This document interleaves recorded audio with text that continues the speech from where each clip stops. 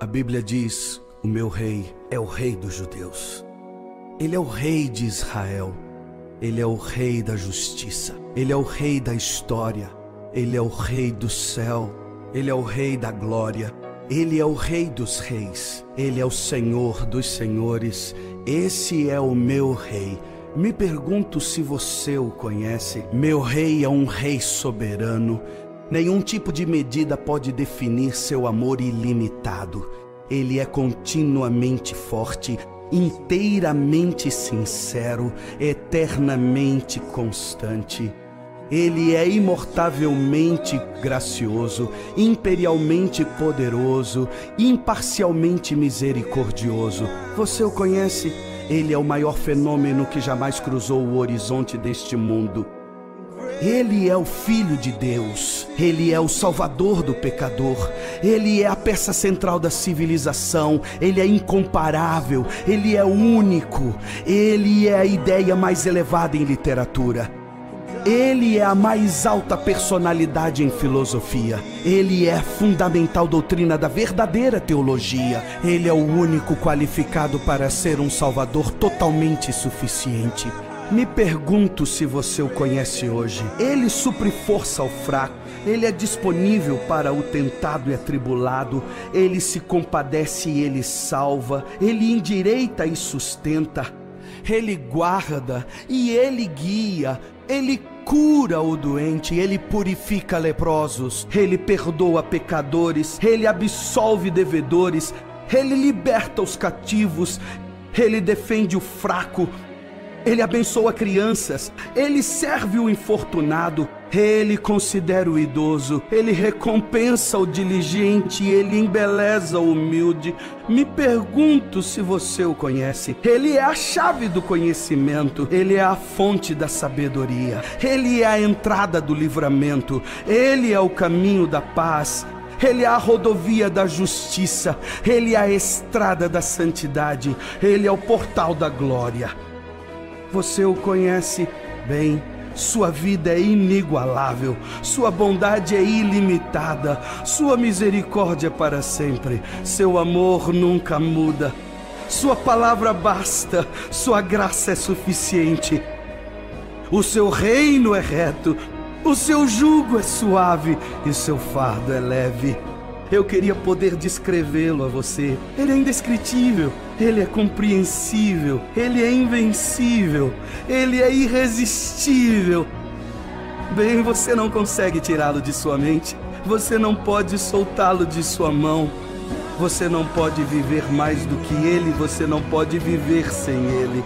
Bem, os fariseus não o suportaram, mas descobriram que não poderiam pará-lo. Pilatos não pôde encontrar culpa alguma nele. Herodes não pôde matá-lo. Morte não pôde dominá-lo. E a sepultura não pôde retê-lo. Sim, esse é meu rei. Esse é meu rei.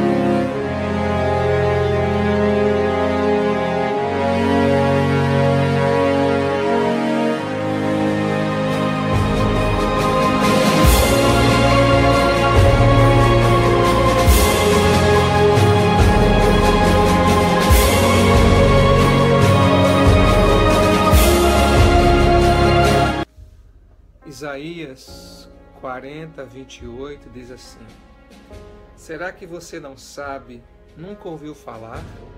O Senhor é o Deus eterno, o Criador de toda a terra. Ele não se cansa, nem fica exausto. Sua sabedoria é insondável. Ele fortalece ao cansado e dá graça e dá grande vigor ao que está sem forças. Até os jovens se cansam e ficam exaustos, e os moços tropeçam e caem. Mas aqueles que esperam no Senhor renovam as suas forças.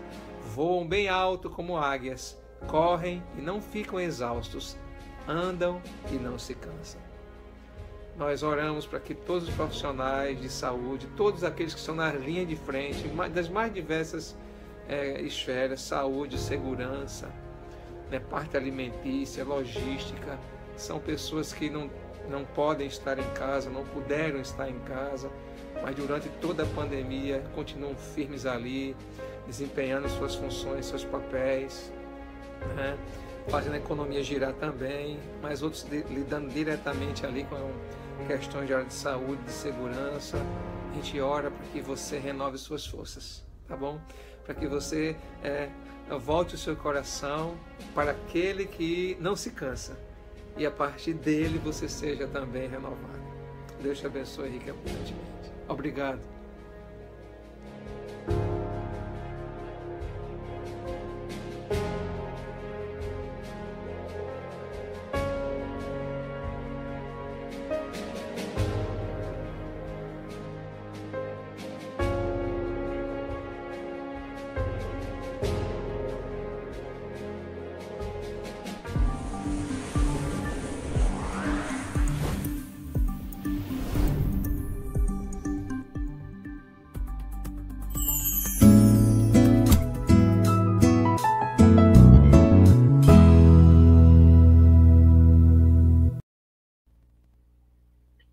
Meus queridos irmãos, boa noite. Que a graça, a paz e a graça abundante de Deus esteja sobre sua vida. Eu quero lhe dar o bem-vindo à casa de Deus nesse momento, posto que a casa de Deus é feita de pedras que vivem. Amém. E aqui estamos nós reunidos nesse ambiente para louvarmos, engrandecermos e glorificarmos o nome de nosso Senhor e Salvador Jesus Cristo. Eu gostaria de convidá-lo, nesse momento, a abrir sua Bíblia no livro dos Salmos, no capítulo 2, para que nós pudéssemos fazer a leitura inicial do culto dessa noite, que é um culto todo ele consagrado e dedicado ao nosso Senhor e Salvador Jesus Cristo, aquele que em carne viveu e conjugou as duas naturezas, a humana e a divina, revelando para nós, meus queridos irmãos, a face do Deus invisível. Abra comigo no livro dos Salmos, no capítulo 2, se você puder, e lhe convier, onde você estiver, por favor, você ponha-se de pé. Eu não posso, estou aqui numa posição para... Eu e o Wanderson estamos aqui numa posição inicial, mas ponha-se de pé e vamos ler o que diz a palavra de Deus. Por que se enfurecem os gentios e os povos imaginam coisas vãs? Os reis da terra se levantam, e os príncipes conspiram contra o Senhor e contra o seu ungido, dizendo: rompamos os seus laços e sacudamos de nós as suas algemas. Ri-se aquele que habita nos céus, o Senhor zomba deles. Na sua ira, a seu tempo, lhes há de falar, e no seu furor os confundirá. Eu, porém, constituí o meu rei sobre o meu santo monte Sião. Proclamarei o decreto do Senhor. Ele me disse: tu és meu filho, eu hoje te gerei. Pede-me e eu te darei as nações por herança e as extremidades da terra por tua possessão. com vara de ferro as regerás e as despedaçarás como um vaso de oleiro. Agora, pois, ó reis, sede prudentes, deixai-vos advertir, juízes da terra. Servi ao Senhor com temor e alegrai-vos nele com tremor. Beijai o filho para que se não irrite e não pereçais no caminho, porque dentro em pouco se lhe inflamará a ira, e bem-aventurados todos os que nele se refugiam.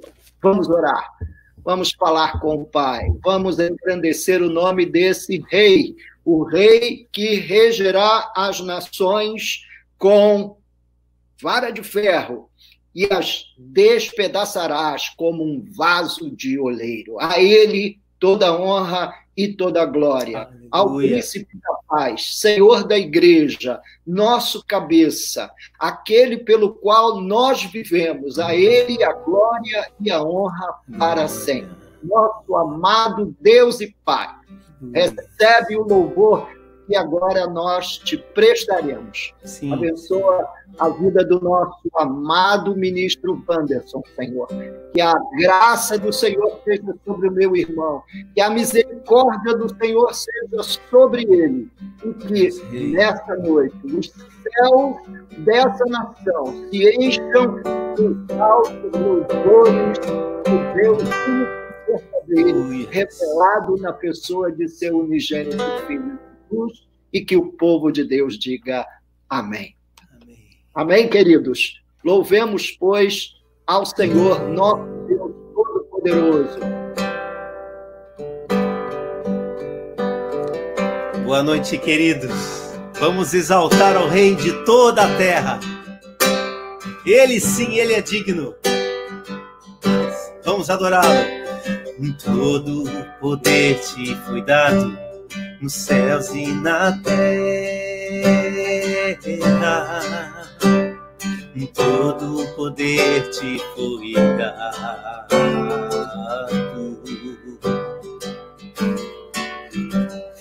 Deus, o Pai, te exaltou sobre todas as coisas. Deus, o Pai, te exaltou.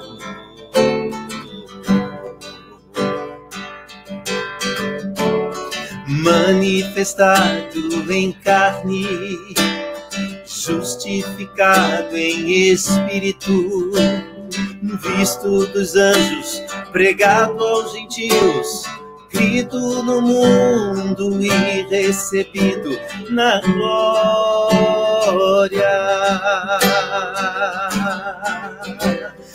Levantai, ó portas, as vossas cabeças. Levantai-vos, ó entradas eternas, que entrará o Rei da Glória. Quem é este Rei da Glória? O Senhor forte e poderoso, o Senhor poderoso na guerra. Levantai, ó portas, levantai, ó portas, as vossas cabeças. Levantai-vos, ó entradas eternas, e entrará o Rei da Glória. Diga! Quem é esse Rei da Glória? O Senhor dos exércitos. Ele é o Rei da Glória. Vamos exaltá-lo, Jesus, Jesus, Jesus. Ele é o Rei, Ele é o Rei, Ele é o Rei da Glória.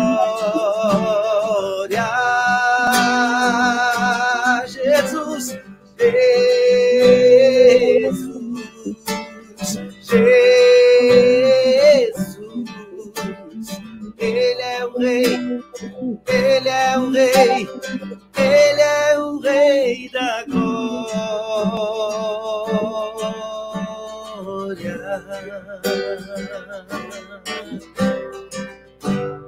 Vamos exaltá-lo, vamos bendizê-lo, vamos adorá-lo. Nos prostramos ante a tua face, na tua presença, ó Pai, ó Rei dos Reis, ó Espírito Santo, ó Senhor Jesus Cristo, Rei de toda a terra. Te adoramos. Todo poder te foi dado nos céus e na terra. Todo poder te foi dado.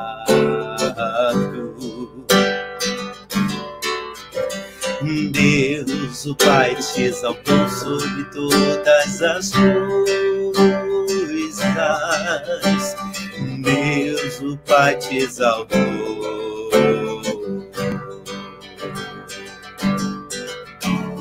Manifestado em carne, justificado em espírito, visto dos anjos, pregado aos gentios, crido no mundo e recebido na glória. Levantai, ó portas, levantai, ó portas, as vossas cabeças. Levantai-vos, ó entradas eternas, e entrará o Rei da Glória. Quem é este Rei da Glória? O Senhor forte e poderoso, o Senhor poderoso na guerra. Levantai, ó portas, levantai, ó portas, as vossas cabeças.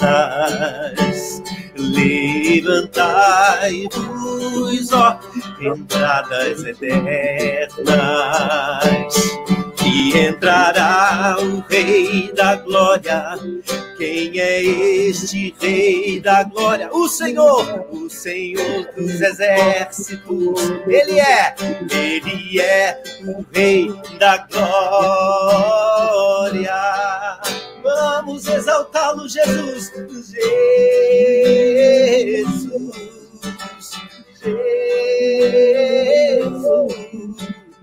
Ele é o Rei, Ele é o Rei, Ele é o Rei da Glória. Jesus, Jesus, Jesus. Tu és o Rei, Tu és o Rei, Tu és o Rei da Glória.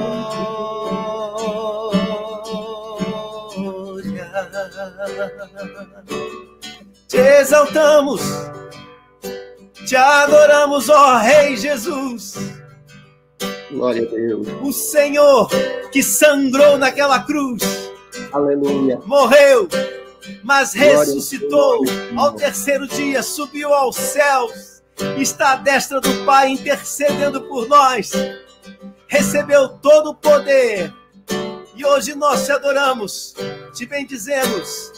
Oh Jesus, Jesus,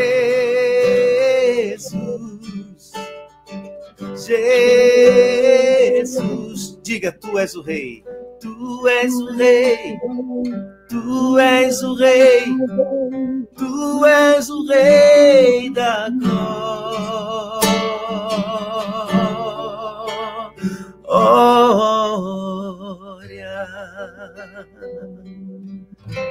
Reina Jesus, reina, te adoramos, te bendizemos.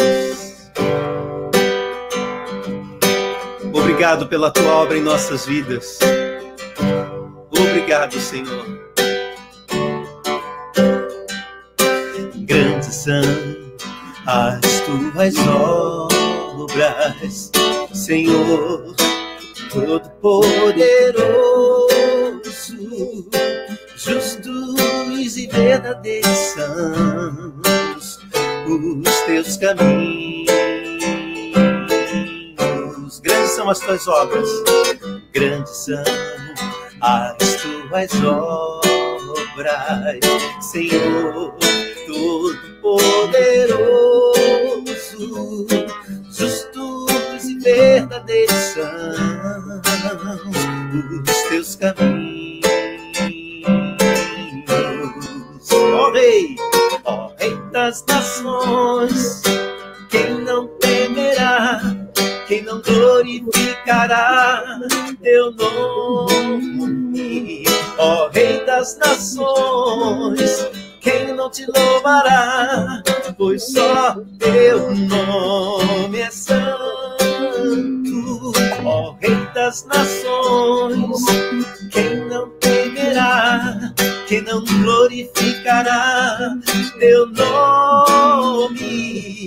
Ó Rei das nações, quem não te louvará, pois só teu nome é santo.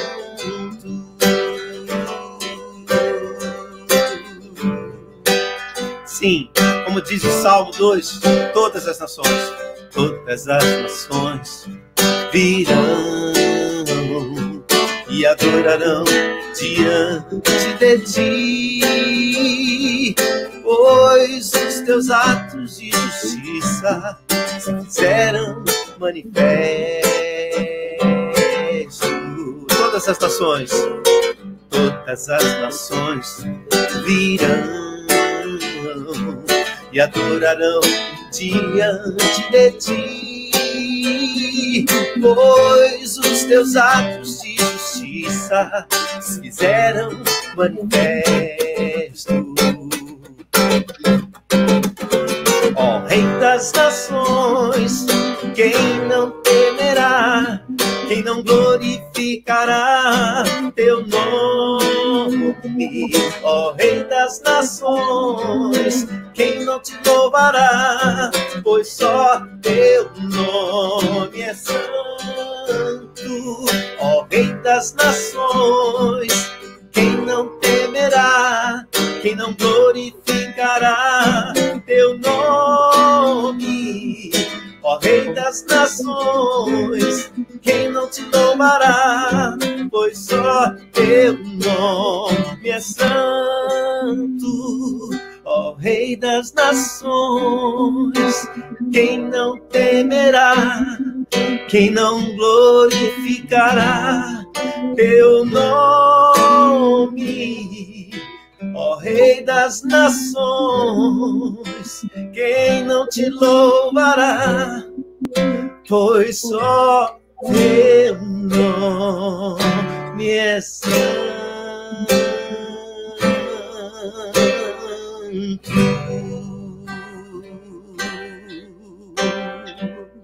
Tu és Deus, todo santo, Aleluia. santo, santo, Glória é o nome. Senhor, poderoso, Glória majestoso, glorioso. Te adoramos Glória nesta noite, te bendizemos, recebe o nosso culto, Senhor. Fazemos isso em nome de Cristo Jesus, que todos digam amém. Aleluia.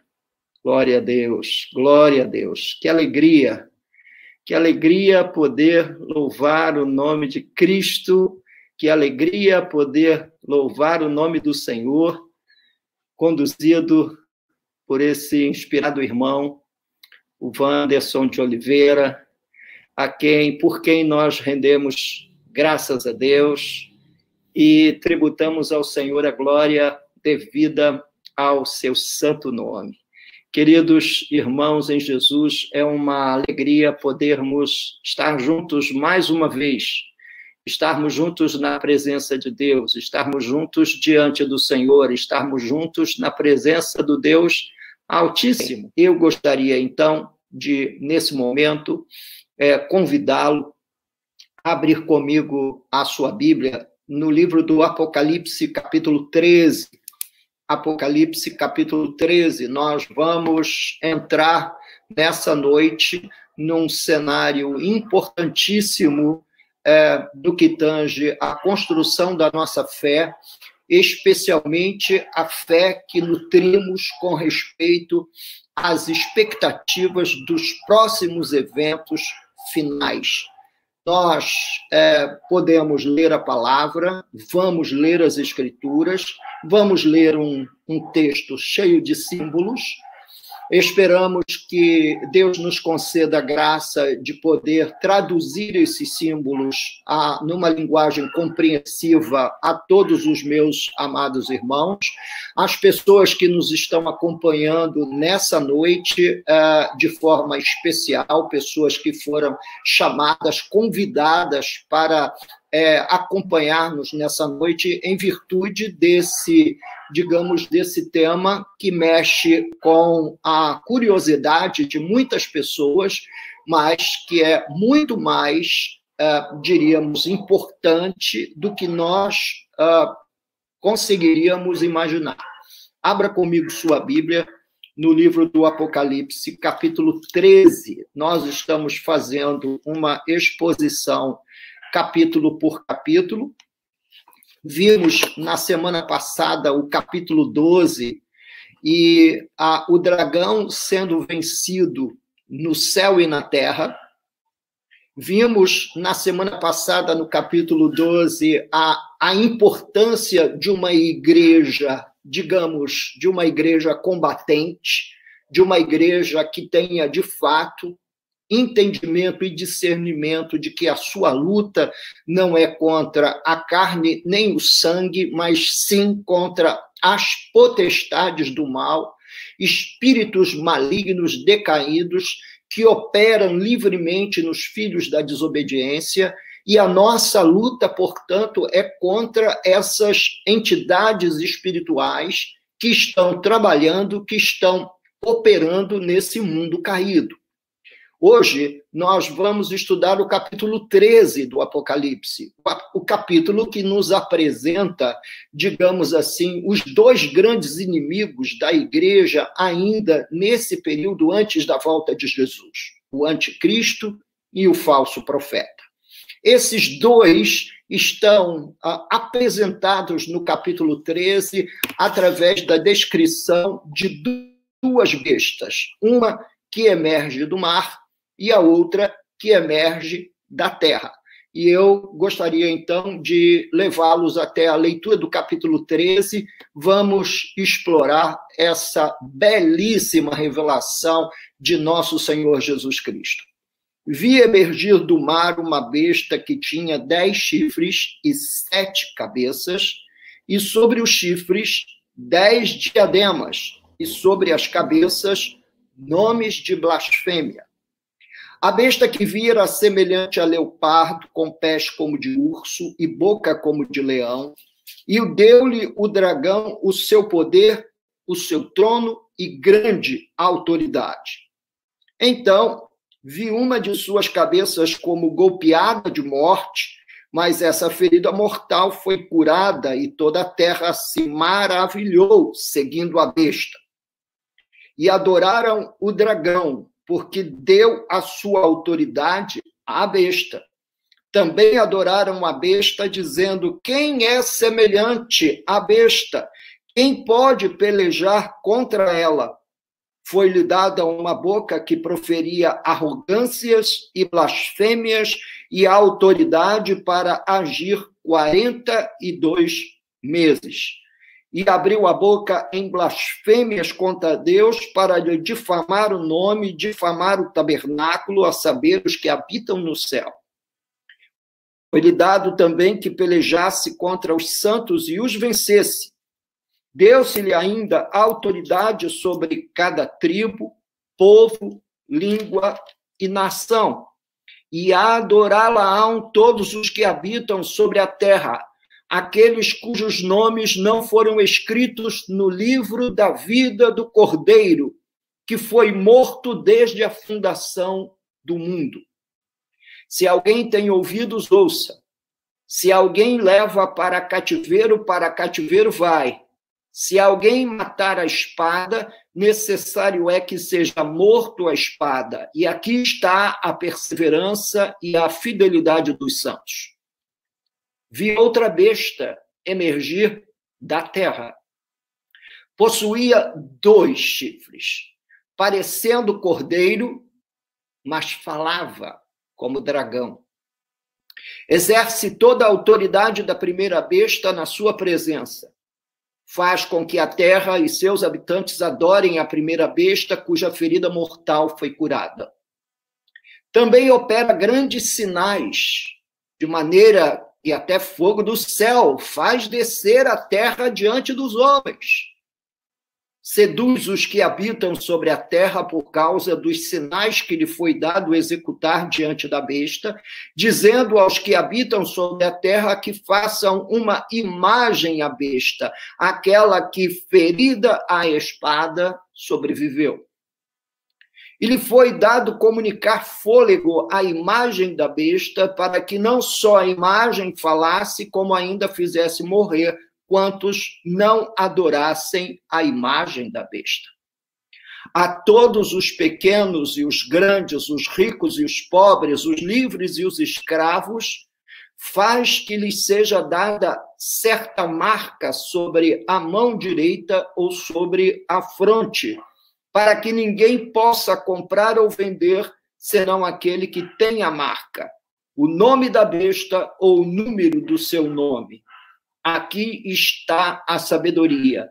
Aquele que tem entendimento, calcule o número da besta, pois é número de homem. Ora, esse número é 666.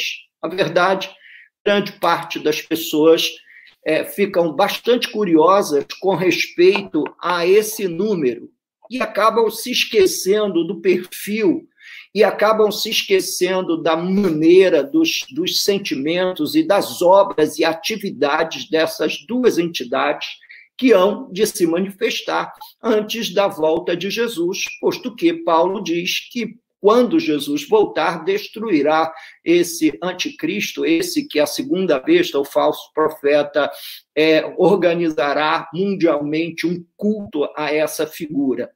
Muito bem, amados irmãos, vamos então começar no capítulo 13 e versículo 1, e entender que essa besta emerge das águas, diz a palavra de Deus. Ela tem 10 chifres, ela tem 7 cabeças e ela tem 10 diademas, e ela também manifesta a expressão de um leopardo, tem pés como urso e boca como de leão. Meu pai, que coisa terrível, que imagem horrorosa que aparece aqui no capítulo 13 do Apocalipse. Bem, a melhor maneira de se interpretar as Escrituras é fazendo uso delas próprias. Então, deixe-me ir com você rapidamente, mas assim, muito rapidamente, aqui no livro do Apocalipse. Apocalipse, capítulo 16, Apocalipse, capítulo 16, e versículo 5, para nós entendermos, afinal, que muitas águas são essas de onde emerge essa besta. Capítulo 16 e versículo 5 diz assim: Então ouvi o anjo das águas dizendo, Tu és justo, tu que és e que eras o santo, pois julgaste estas coisas. Peraí, eu acho que cometi aqui um equívoco. Um equívoco, meus irmãos. Deixa eu ver esse texto mesmo. Na verdade, peraí, é capítulo 17 e versículo 15. Capítulo 17 e versículo 15. Quando a gente está desatento, acaba fazendo anotações erradas, não é? Capítulo 17 e versículo 15 diz assim: As águas que viste, onde a meretriz está assentada, são povos, multidões, nações e línguas. Portanto, essa besta emerge da humanidade. Ela emerge desse grupamento de seres humanos descrito como a humanidade. Portanto, ela é ou tem características humanas. Se nós viermos a um outro texto bíblico muito interessante, em Daniel, capítulo 7, porque Daniel teve a mesma visão, uma visão muito semelhante à de João, lá durante o seu ministério, seu tempo de ministério profético. Está em Daniel, capítulo 7, dos versos de 1 ao 4, mas o verso que eu quero focar é o verso 4, que diz assim: o primeiro era como leão e tinha asas de águia. Enquanto eu olhava, foram-lhe arrancadas as asas, foi levantado da terra e posto em 2 pés, como homem, e lhe foi dada mente de homem. Portanto, quando nós estamos lendo o capítulo 13 do Apocalipse, desta besta que emerge do mar, nós estamos falando de um homem. Que homem é esse? O verso 4 diz que adoraram o dragão porque deu a sua autoridade à besta. Esse homem é um homem que se manifestará sob a autoridade do dragão. Versículo 4. Apocalipse 13 e verso 4. Agora voltamos a Apocalipse 13. Estamos em Apocalipse 13 outra vez. E adoraram o dragão, porque deu a sua autoridade à besta. Também adoraram a besta, dizendo: quem é semelhante à besta, quem pode pelejar contra ela? Mostrando que se trata de um homem que terá, com certeza, uma manifestação poderosíssima. A descrição dessa besta é uma descrição simbólica, mas muito importante que nós tomemos atenção. Ela tem 10 chifres. Os chifres, dentro do contexto apocalíptico, eles representam simbolicamente o poder. Portanto, tendo 10 chifres, trata-se de uma figura poderosa. Tem 7 cabeças. Ou seja, é a perfeita caracterização do mal. Se você estiver vivo na altura, e eu também, nós perceberemos o quanto essa besta é maligna. O quanto ela é maligna. Tem 10 diademas. Vimos na semana passada, no capítulo 12, que esses diademas, dentro do contexto do que acontece lá com a igreja, com aquela mulher que aparece vestida de sol e com a lua aos seus pés, e que tem um diadema de 12 estrelas, esse diadema significava a magnificência e a glória da igreja. Agora, aqui no capítulo 13, tem menos 2 estrelas, portanto, ele tem uma magnificência menor. Tem, obviamente, uma glória, essa glória é de abrangência mundial, todo mundo se renderá à força desse homem, a quem o apóstolo Paulo chama de homem da iniquidade.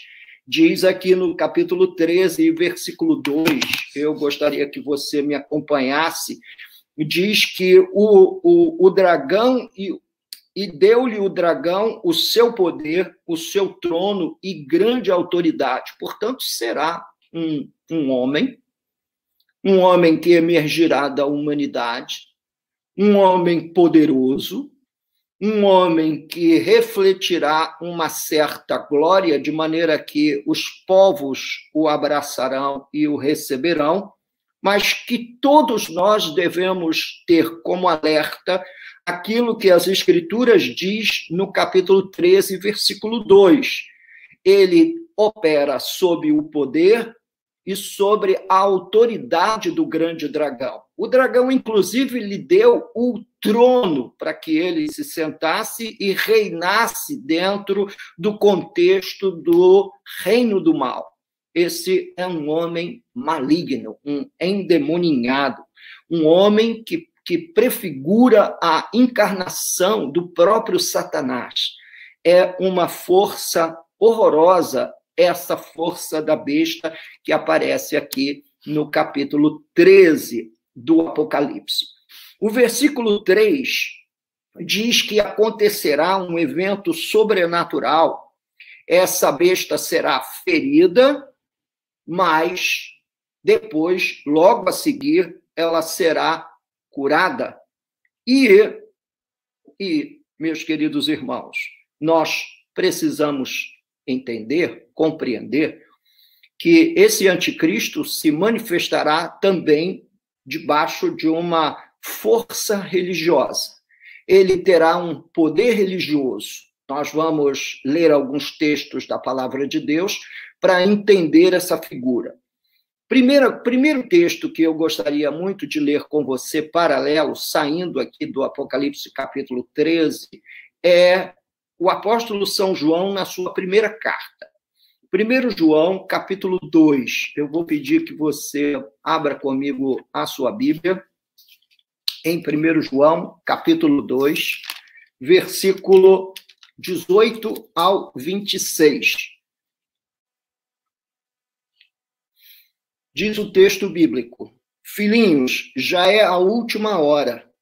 E como ouvistes que vem o anticristo, também agora muitos anticristos têm surgido pelo que conhecemos que é a última hora. Portanto, o apóstolo São João diz que esse homem da iniquidade, esse filho de Satanás, esse homem que operará na força do dragão e se sentará no seu trono, no trono da maldade, esse homem foi... ele foi antecedido de outros que a gente julgava que fosse, quem sabe, um anticristo, por conta do perfil, por conta da própria personalidade e da própria atitude. Olha, Domiciano, durante os anos 90, quando o Apocalipse foi escrito, a igreja naquela época tinha a impressão de que ele fosse um dos anticristos ou o anticristo. Acabou se revelando como um dos anticristos, porque o anticristo será predecidido ou terá predecessores, vamos assim dizer, com esse perfil maligno, essa postura maligna, sem de fato o ser. Outros pensaram até que Hitler pudesse ter sido um anticristo ou o anticristo.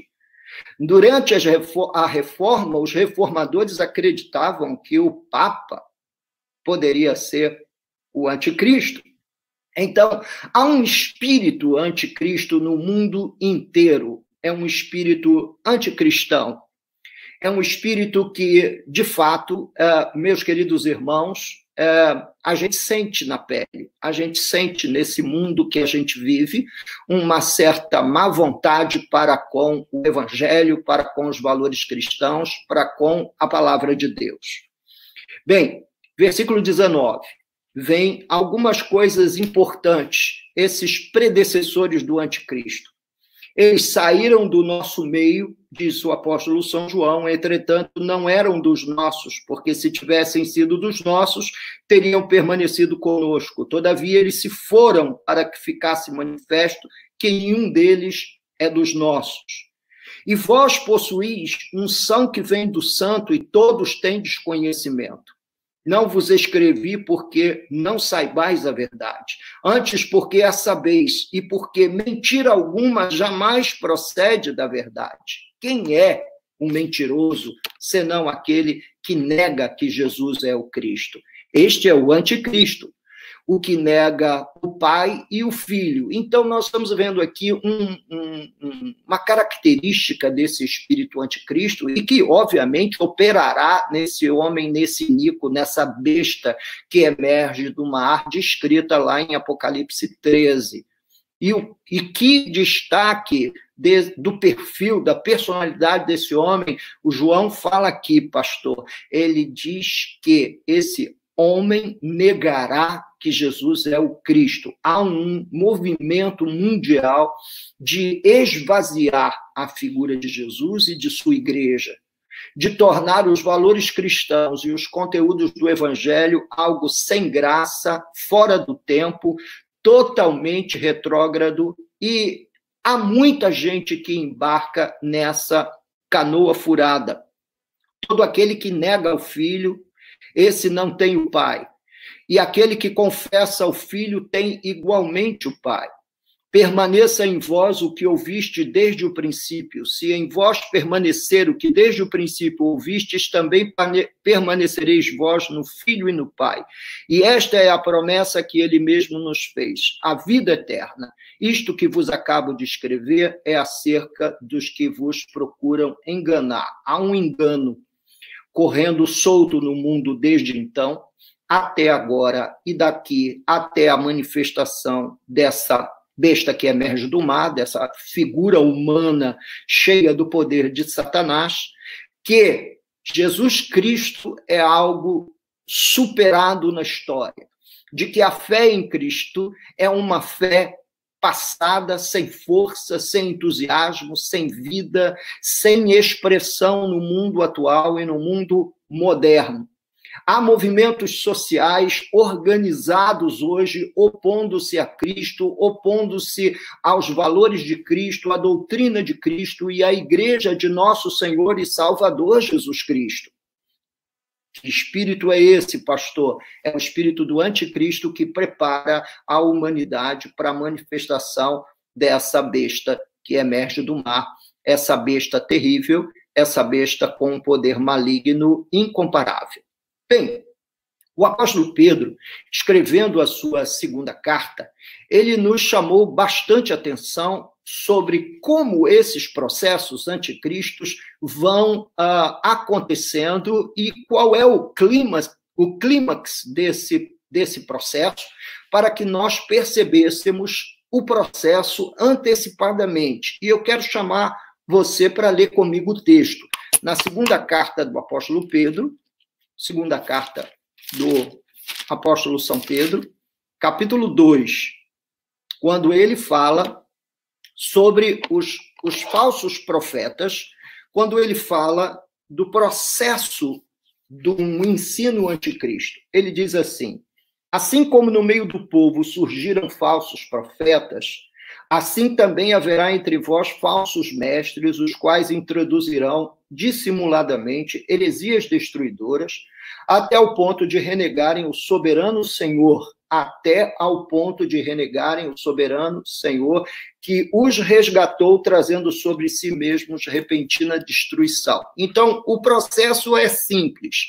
O que vai acontecer são falsas doutrinas sendo pregadas, sendo anunciadas, até que chegará ao clímax. E qual é o clímax? Renegar o soberano Senhor. Renegar a divindade de Cristo, sua soberania, seu poder e sua glória.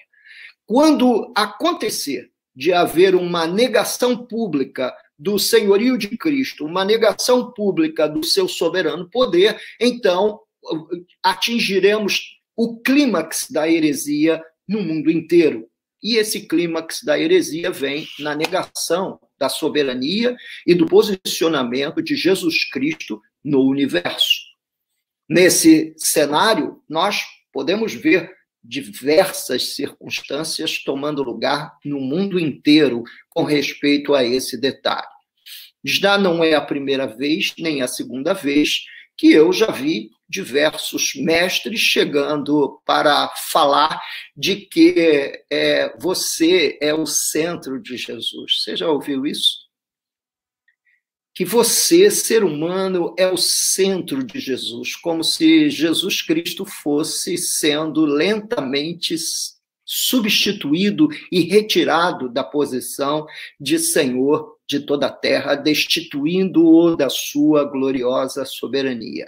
Primeiramente, vem numa afirmação que poucos de nós, talvez, reconheçamos, mas lentamente, passo a passo, esse cenário está evoluindo até o ponto de haver uma negação. Bem, diz que esses falsos profetas, que obviamente são movidos por um espírito anticristo, dizem que eles têm atitudes e práticas libertinas, o apóstolo Pedro vai dizer isso no seu segundo capítulo, na sua segunda carta. Eles têm práticas libertinas e, por causa deles, o caminho da verdade será infamado. Diz que também eles seriam homens movidos de avareza. Portanto, nós notamos aqui um processo de enfraquecimento da própria igreja imposto por esses falsos profetas, que vem se manifestando desde aqueles dias até os dias de hoje para tirar da igreja a sua glória, o seu poder e a sua autoridade de operação como povo de Deus na terra. Então, esvaziando a igreja de credibilidade, esvaziando a igreja da sua mensagem central, que é a mensagem do evangelho. E que mensagem é essa, pastor? É a declaração pública de que Jesus Cristo se fez homem na figura de Jesus de Nazaré, revelando o Deus invisível ao homem. Portanto, Jesus veio em carne, ele manifestou-se a Israel e de Israel ao mundo, através de 3 anos de ministério extenso e intenso, anunciando as boas novas do reino de Deus. Ele foi injustamente acusado e sentenciado à morte de cruz, morre na cruz, sangra na cruz, só que ele é sepultado junto com todos os mortais, mas não fica na sepultura. 3 dias depois, Jesus ressurge dentre os mortos. Por espaço de 40 dias, ele anuncia o reino de Deus, rede vivo, a diversos discípulos seus espalhados por toda a Jerusalém e por todo Israel. Depois destes 40 dias de operação, que foi talvez um suplemento do seu ministério terreno, Jesus é assunto aos céus à vista de 500 discípulos e promete que de lá voltará. Mas a volta de Jesus está, obviamente, guardada na Bíblia como a maior e mais gloriosa de todas as promessas feitas aos santos. Mas o apóstolo Paulo, tentando nos orientar sobre a volta de Jesus, ele nos diz que o fim não virá até que essa figura, essa besta que emerge do mar e a besta que emerge da terra, se manifestar no mundo. Se você, mais uma vez, eu gostaria de tirá-lo um pouquinho aqui, digamos, do texto que nós estamos, e vamos para 2 Tessalonicenses, capítulo 2. Me perdoe, eu sei que não é, digamos assim, tão confortável para você ficar me acompanhando aqui, abrindo a Bíblia aqui, ali, em outros textos da palavra de Deus, mas são textos necessários para que você entenda quão importante é você perceber a manifestação desse filho da iniquidade. Capítulo 2, 2 Tessalonicenses, capítulo 2, versículos de 1 ao 12, diz assim: Irmãos, no que diz respeito à vinda de nosso Senhor Jesus Cristo e à nossa reunião com ele, nós vos exortamos a que não vos demovais da vossa mente com facilidade, nem vos perturbeis, quer por espírito, quer por palavra, quer por epístola, como se procedesse de nós, supondo tenha chegado o dia do Senhor. Ninguém de nenhum modo vos engane. Isto não acontecerá sem que primeiro venha a apostasia e seja revelado o homem da iniquidade, o filho da perdição. Esse homem da iniquidade, filho da perdição, é exatamente o anticristo ou essa besta que emerge do mar. O texto em 2 Tessalonicenses diz que esse homem se manifestará num estado de apostasia. O que é apostasia? Apostatar é desviar-se, é quando a igreja será encantada por esse mundo de alguma maneira e as doutrinas bíblicas cristãs serão atacadas de tal maneira que a igreja deixará de crer nela. A igreja deixará de abraçar essa doutrina por outras crenças totalmente avessas às Escrituras. Bem, nós sabemos, por estudo e por entendimento claro e acompanhamento da história da igreja, que o berço da reforma, a Europa, hoje ela está sepultada sob os escombros da teologia liberal, porque teologia liberal não é um prédio finito, lindo, glorioso, mas é um escombro. A teologia liberal nega a Bíblia Sagrada como sendo palavra de Deus, nega o nascimento virginal de Jesus, nega até mesmo a pessoa do Jesus histórico, esse Jesus que veio em carne e que morreu na cruz e ressuscitou. Portanto, a Europa toda está apostatada.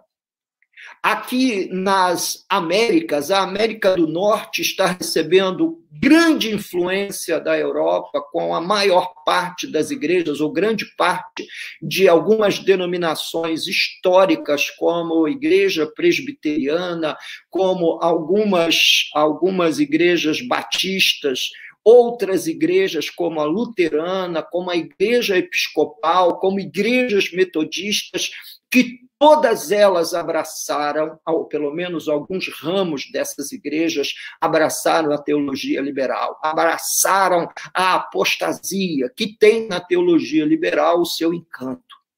Aqui na América do Sul, nós não somente estamos sendo ameaçados pela teologia liberal, mas pelo sincretismo, esse monte de fé aparentemente evangélica, sob o rótulo, que funciona sob o rótulo neopentecostal, são seitas sincréticas, seitas que fazem correlação simbólica entre certos símbolos e rituais para alcançar a bênção, para alcançar prosperidade, para alcançar cura, para alcançar uma série de favores, são expressões da apostasia.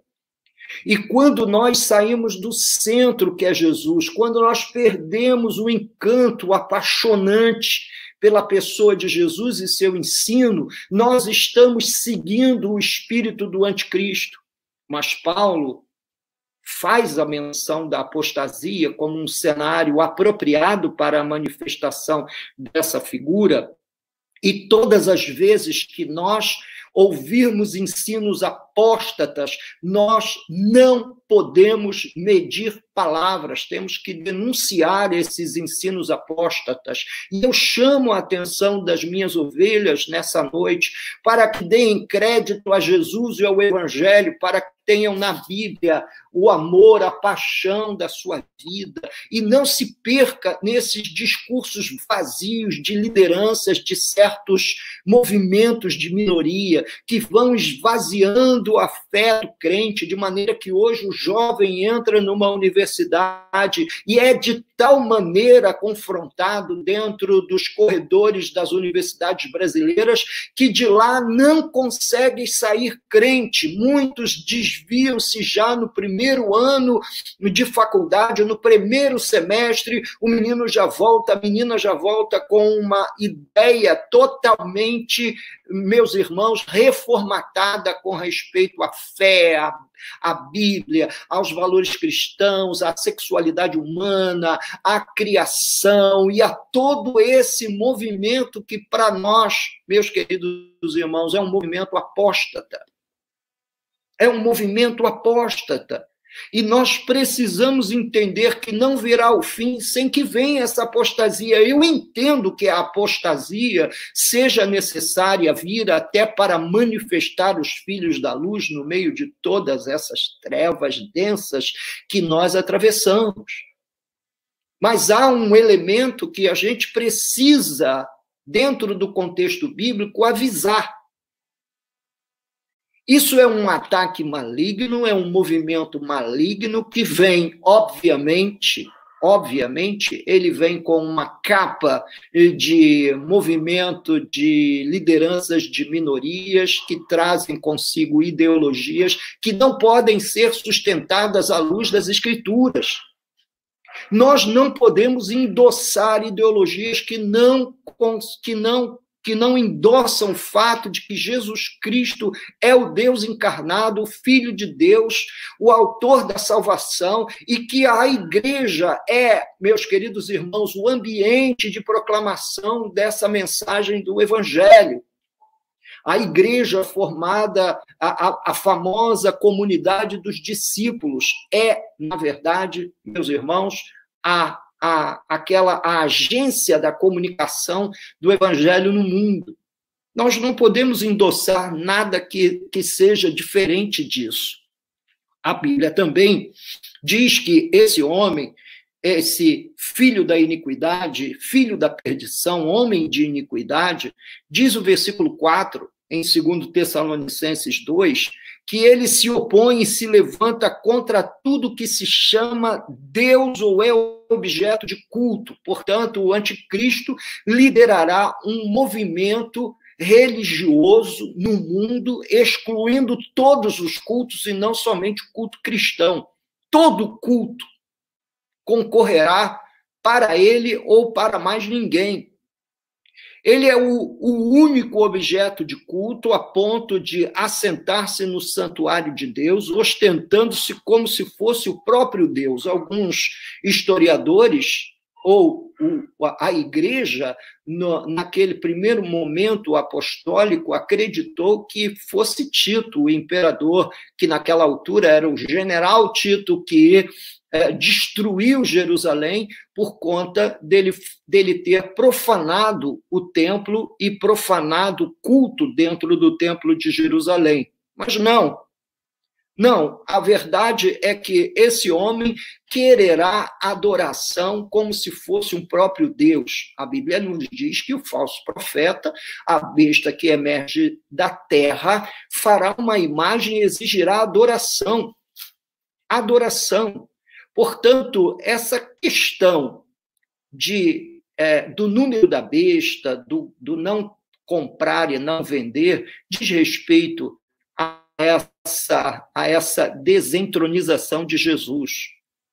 É a substituição de Jesus, o Cristo, pelo anticristo. E a confissão das pessoas precisarão ser tomadas na altura. Você vai ter de confessar. Por isso, nós precisamos nos armar de um espírito de coragem, porque Deus não nos deu espírito de covardia, mas de poder, de amor e de moderação. A coragem para lutar contra estas forças sociais que se levantarão na sociedade daqui até a volta de Jesus.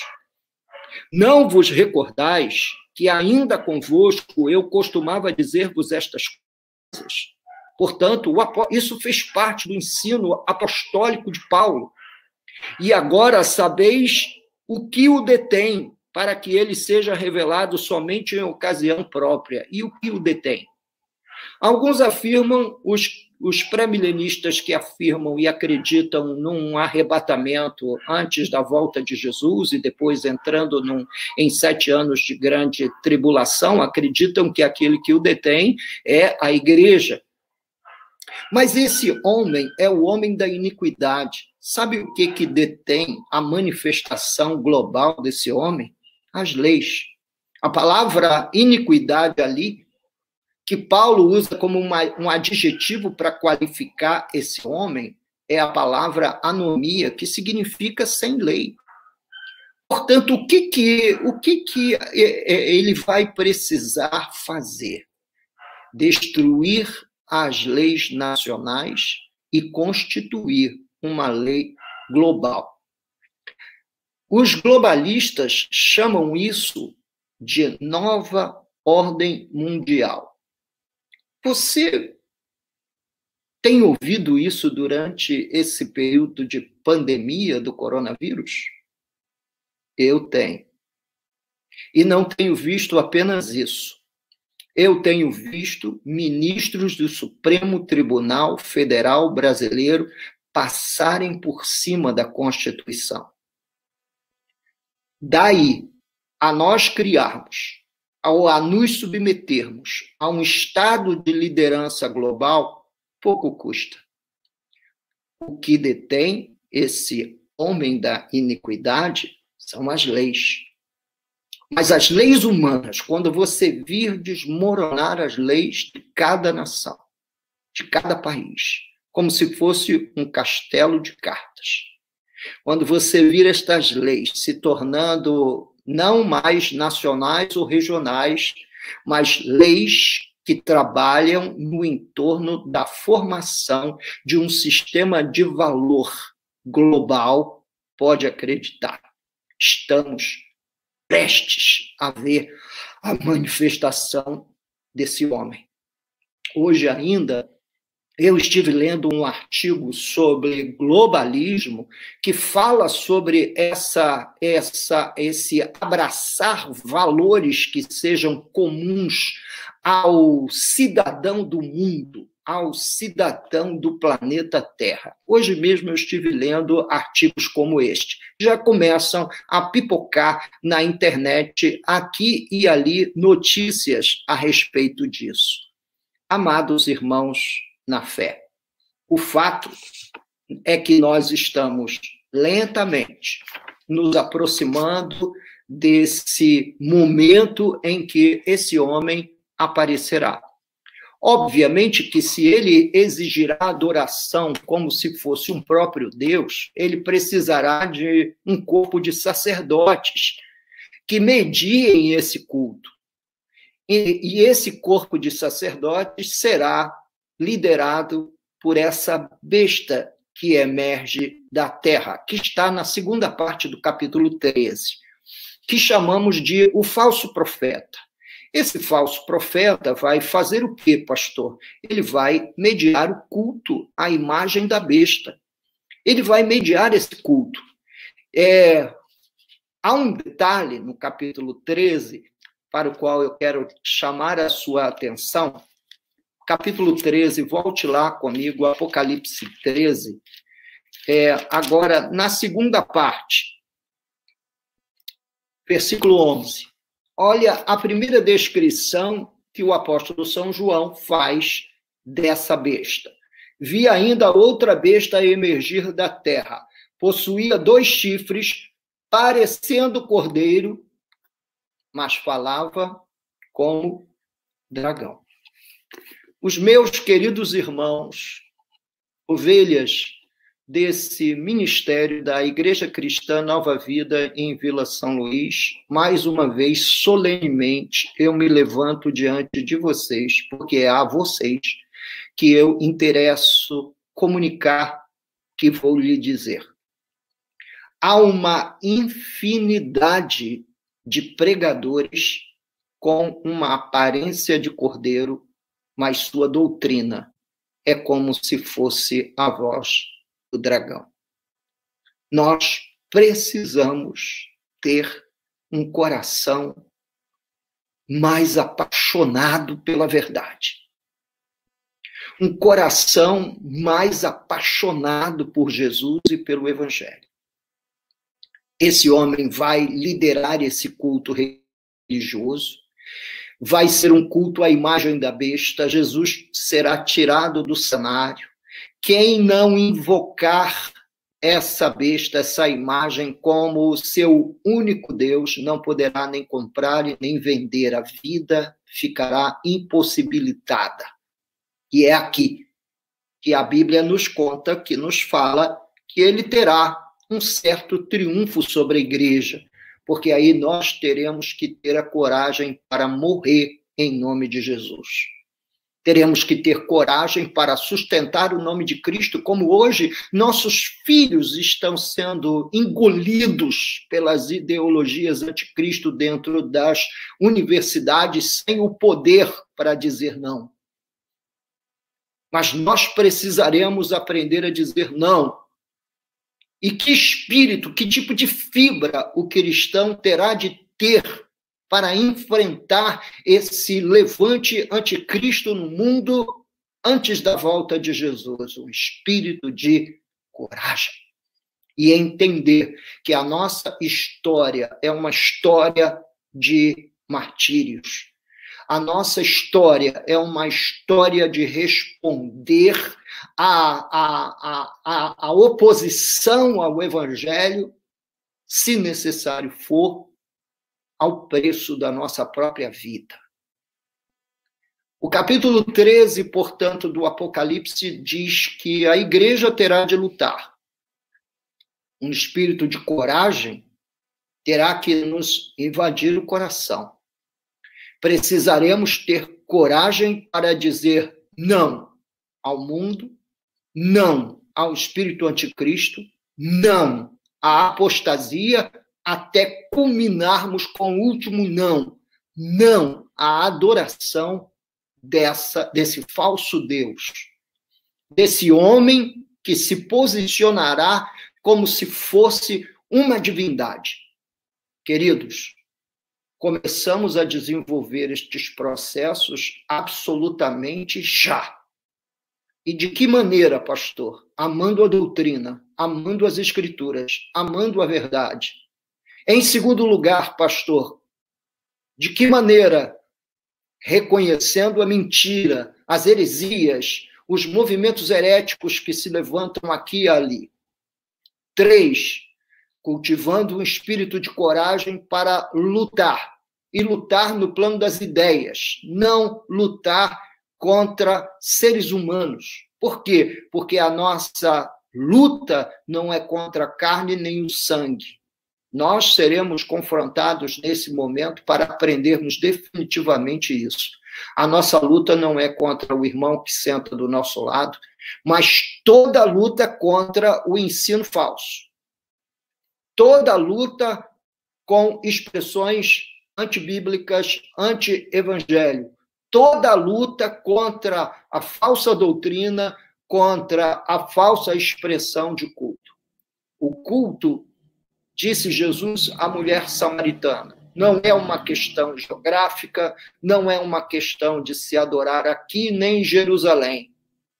Chegará a hora, disse Jesus, em que nem nesse lugar e nem em Jerusalém vós adorareis ao Pai, porque o Pai está em busca de adoradores que o adorem em espírito e em verdade.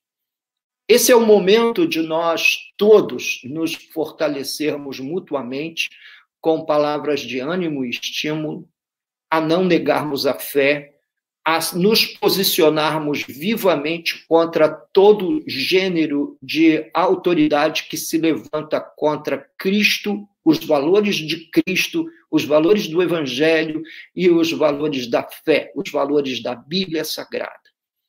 Estamos todos nessa grande guerra, vai acontecer, eu não sei quando, meus olhos estão sempre atentos, porque a qualquer momento pode surgir no cenário mundial a figura desse líder global. Eu não sei se os meus olhos o verão, mas entendo que a igreja terá de ouvi-lo, vê-lo e ser perseguida por ele. Nós teremos, sim, que dar uma resposta viva e corajosa à fé no Evangelho. Nesse momento, ninguém fala de Jesus se não tiver coragem. Já vivemos um momento assim, em que corajosamente temos que erguer bem alto a bandeira do Cordeiro, o anúncio do Evangelho de nosso Senhor Jesus Cristo. Já em muitos lugares essa mensagem é resistida e, por muitos, em diferentes cenários da igreja, essa mensagem já é considerada como página virada. Não para nós. Amamos a Jesus, servimos a Jesus, não servimos em hipótese nenhuma sob a autoridade de um Deus humano. Nós servimos sob a autoridade do Deus Todo-Poderoso que se fez carne na pessoa de seu Filho Jesus e que, ressuscitando dos mortos, triunfou sobre a morte, concedendo como promessa viva a todos os seus filhos a vida eterna. Assim, o capítulo 13 do Apocalipse, através de símbolos e através de descrições, vai nos falar sobre essas duas bestas, a que emerge do mar ou a que vem das nações e que se manifesta como figura humana ou anticristo. E a que emerge da terra, que tem uma aparência de cordeiro, mas fala como um dragão. Exerce a autoridade da primeira besta na sua presença e faz com que a terra e os seus habitantes adorem a primeira besta que foi ferida mortalmente e fora curada. Deixe-me falar a respeito desse movimento poderoso, porque essa figura se manifestará com sinais e prodígios de mentira, com o intuito de até mesmo enganar os eleitos de Deus. Eu não sei como é que você reage à questão de milagres, mas nem todo milagre é coordenado e feito pelas mãos de Deus. Existem manifestações miraculosas, sobrenaturais, onde por trás há uma ação diabólica, uma ação maligna, maquinando tudo aquilo para endossar com um milagre um ensino anticristo, um ensino contrário ao ensino do Evangelho.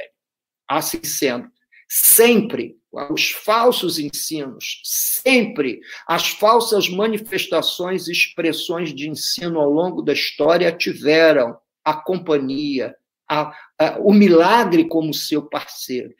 Então, não se deixe vencer por milagres, histórias miraculosas. Eu estava em tal lugar, aconteceu isso, aconteceu aquilo outro. Eu não me movo por milagres. Eu me movo pela palavra de Deus. A palavra de Deus é lâmpada para os meus pés e luz para o caminho. Eu oro por milagres, eu oro por uma manifestação sobrenatural divina, mas quando esse milagre acontece, todo o meu ato é de glorificar a Deus e não o nome de uma instituição ou coisa parecida. Sempre o nome de Jesus. Nunca o nome da igreja, nunca o nome de um personagem, mas sempre o nome de Jesus. Eu fujo de ser visto como esse tal homem poderoso. Quando as pessoas me pedem oração, eu digo para elas que eu não vou orar por elas, eu vou orar com elas. Por quê? Porque elas imaginam que a minha oração é uma oração mais poderosa que a oração delas. Lê do engano, isso não é evangelho, homem nenhum tem poder. Todos os homens dependem de Deus. Quem tem poder é Jesus, o poder está no nome de Jesus. Foi assim que o apóstolo Pedro falou e deu testemunho acerca daquele paralítico que esmolava na porta do templo, na porta gloriosa do templo em Jerusalém. Disse: meus amigos, prestem atenção, olhando para esse homem que vocês veem aqui, vocês talvez possam supor que esse homem está curado pela força da nossa oração ou da nossa manifestação. Não, foi o nome de Jesus que fortaleceu esse homem. Portanto, Jesus é o centro de todo louvor, Jesus é o centro de toda adoração. Tome consciência de que você é um cristão e só deve culto a Jesus, você não deve culto a pastor nenhum, você não deve culto a bispo algum, você não deve culto a entidade alguma, você deve culto ao Senhor Jesus Cristo. Não embarque nessa canoa furada do culto à personalidade, ao homem ungido, ao homem poderoso, ao homem que tem a graça de Deus sobre a vida dele. Nada. Nós operamos em nome de Jesus, tendo como objetivo final a glória de Jesus. Quando esse objetivo final não é a glória de Jesus, nós estamos diante de um charlatão. Nós estamos diante de alguém que serve ou que está sob o poder de um espírito anticristo. Dessa forma, meus queridos irmãos, nós estamos avisados biblicamente, e o capítulo 13 do Apocalipse se conclui em nosso coração. Percebemos que a primeira parte do capítulo é a descrição do anticristo, a besta que emerge do mar. Percebemos que a segunda parte do capítulo é uma clara demonstração do falso profeta, desse líder religioso que organizará o culto ele e sua equipe de sacerdotes, eles organizarão o culto à besta. Portanto, quando tudo isso se concluir e quando todas as peças desse quebra-cabeça se encaixar, aí então saberemos. E aí então poderemos nos lembrar que Jesus Cristo é Senhor e ele estará prestes a um passo da sua volta. Que assim seja. Maranata, ora vem, Senhor Jesus. Senhor, nós oramos para que o Senhor revista a igreja de coragem. Nós oramos para que o Senhor revista nossos jovens de coragem, os encha do Espírito Santo, para que em todos os ambientes contrários ao Evangelho na sociedade, Senhor, meu Deus, meu Pai, tenha e obtenha o testemunho do Evangelho de nosso Senhor Jesus Cristo pelos lábios de cada um de nós, cada um na sua área, cada um no seu espectro social, cada um naquele local que o Senhor nos concedeu para que dessemos testemunho do seu nome. Ó Deus, uns em oficinas, outros em casas comerciais, outros em escritórios, outros ainda, Senhor, em agências do governo, em diferentes espaços na sociedade, pregando a palavra de Deus, pregando o Evangelho com coragem, sob a unção do Espírito Santo, sem sermos, de forma nenhuma, Senhor, meu Deus e meu Pai, desencorajados pela força que for. Seja a força dos governos humanos, seja a força desse filho da iniquidade, que pode se manifestar a qualquer momento.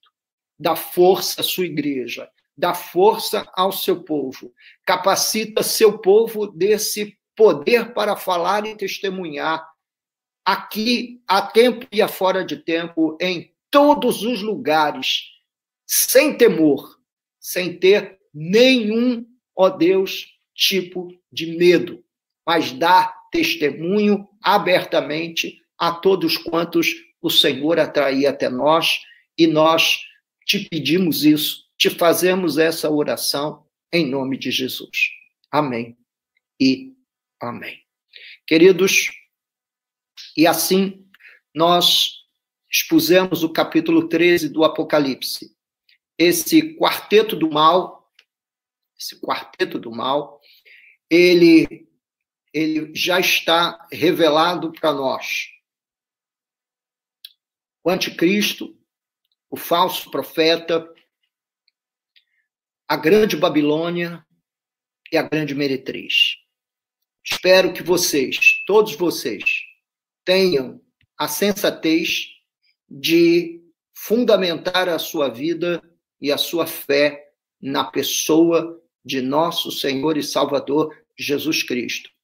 Que todos vocês tenham coragem para dar testemunho do Evangelho. Falem corajosamente, não se calem. Por quê, pastor?